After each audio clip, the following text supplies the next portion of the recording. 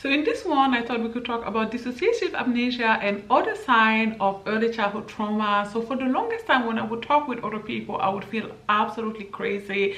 People would recount their first day of school. They would recount memories from their very early childhood, and I felt crazy because I literally couldn't remember anything from my early childhood. Like my first childhood memories are around 8, and even after that, you know, 12, 13, some of the memories from that time are still missing. And you know, sometimes I would talk to my cousins and stuff, and they will say, do you remember this, do you remember that, do you remember the third? And I would go, but truth to be told is I don't know what they're talking about. I have no clue.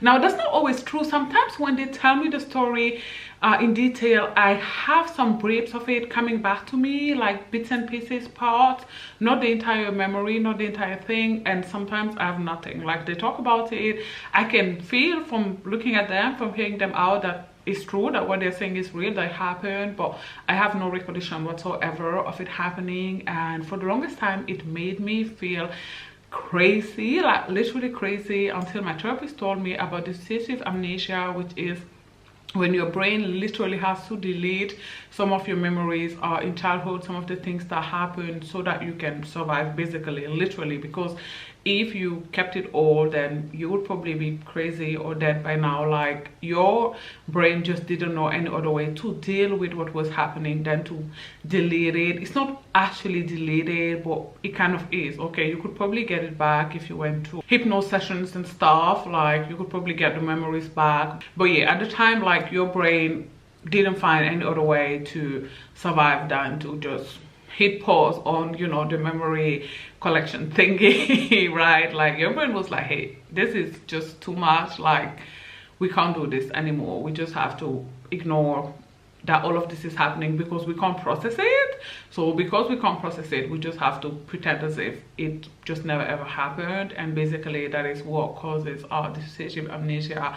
As someone who is not a mental health professional, mind you, I is not a therapist, okay, but that is how I understand it. You know, your brain has only 3 ways to deal with something very traumatic. It's flight, flee, or freeze. And when it cannot do any of the 3, or when none of the 3 would help, it just kind of says, okay, let's just erase, let's delete. Okay, so that is what dissociative amnesia is. So if you're somebody who cannot remember a lot of your childhood, chances are traumatic things did happen in your childhood. Now that alone is not sign that you were abused or traumatized as a child. So I wanted to share with you other signs of early childhood neglect or abuse, and hyper independence is one of them, right? So people who are hyper independent in adulthood, people who never ask for any help, people who have a very hard time accepting help, are most of the time people who, when they were kids, were neglected. When they were kids, they knew somehow that they could only count on themselves from not being able to rely on the adults that were around them. So they built this carapace of, I can do it all, like I don't need anybody to help me, I can do it all myself. Because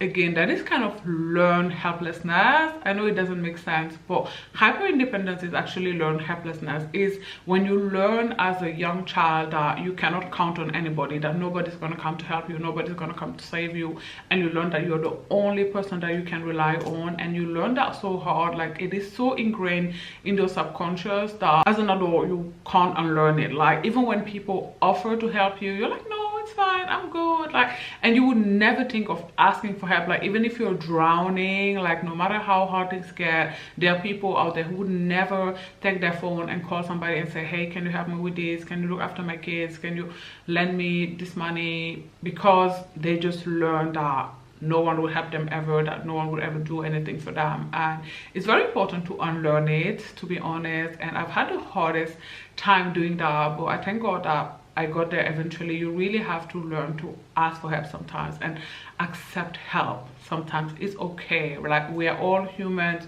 No man, as in mankind, is an island. Like we all can need help sometimes, and it's okay. You know, we help other people and sometimes they help us. Sometimes we need their help too, and that's just fine. Funny enough, procrastination is also a sign of early childhood trauma. Now I know that this is going to surprise a lot of people, but I'm not lying, okay? Like not being able to take a decision, like staying in bed or on your living room sofa, couch all day, every single day, doing absolutely nothing, even though you have 11 things to do, is actually a sign of childhood trauma. It's a sign that you are depleted. It's a sign that you've expended so much energy surviving as a child that you don't have none left now. Okay, I remember when I first moved out of my parents' home, like when I was 19, and I moved to Germany. For the longest time, I could do absolutely nothing. I would vegetate in bed for 2 days, sometimes literally rotting. Okay, bed rotting. Okay, long before it was a thing, I would do it. I would spend 2 days in this bed unshowered. Don't judge me now. And I could do literally nothing. Like, I was really down bad. I was dealing with a debilitating depression. Okay, the type of depression that is on your neck, honey. Okay, babes, like the type of depression that makes it impossible to do a damn thing. Okay, I remember having to mentally prepare to pee. Okay, like I would mentally prepare for 2 hours in order to leave the bed and pee. Like, I would have to talk to myself. Okay, we're gonna need to go now. We're gonna need to go now. If we don't go, we're gonna pee on the bed. If we don't go, we're gonna pee on the bed. And it was really hard. It was the hardest thing ever to pee, believe it or not. Okay, so yeah, extreme procrastination is a sign that something deeper is going on. If you struggle with that, please view a mental health professional. Please contact a therapist, because it's not normal. Before you hurt yourself, before something terrible happens, please consult.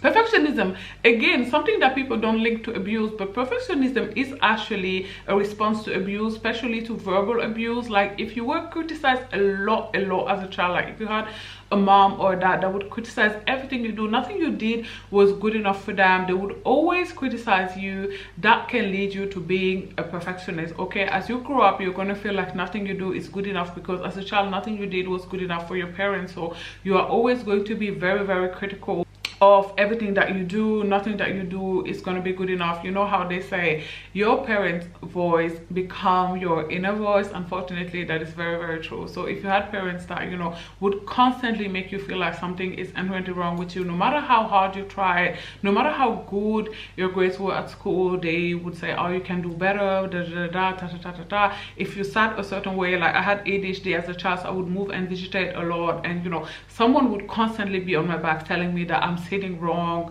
I'm staring wrong.